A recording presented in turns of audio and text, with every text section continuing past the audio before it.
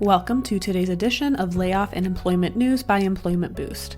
If you are an individual affected by a layoff, or if you are a company facing a reduction in force, click the link above now or in the description box below for more information about our firm's outplacement support services and how we can help you as an individual land on your feet faster and get into a new job as quickly as possible, or as an organization, how we can smooth the layoff process and assist with your reduction in force.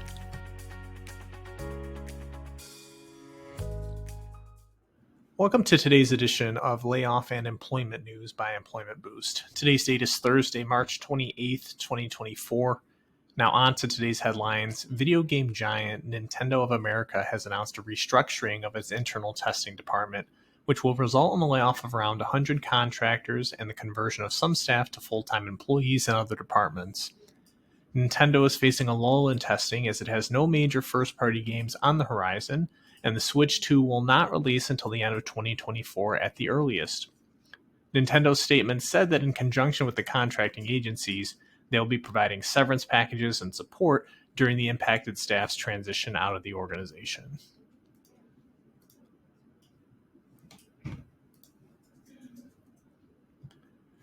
Another major video game and entertainment company, Sega, has announced layoffs, with 240 employees being let go across Sega Europe, Creative Assembly, and Hardlight studios.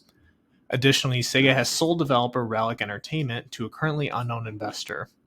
Sega has not disclosed how many of the staff were let go at each studio, but did say that Creative Assembly has upcoming multiple projects. Sega cited a rapidly changing financial landscape, including the economic downturn and inflation, as reasons behind a drop in profitability, thus necessitating the layoffs.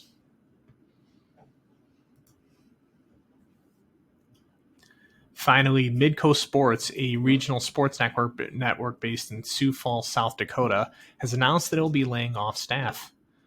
Specifically, Midco Sports will be pivoting away from high school sports coverage and original programming to focus more on streaming content and partnerships with college sports.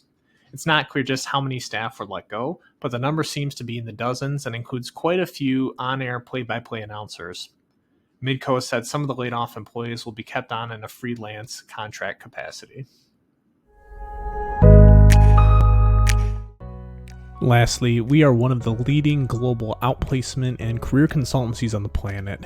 If you are interested in resume assistance, career planning, or coaching assistance for yourself or your staff, please don't hesitate to reach out to me today.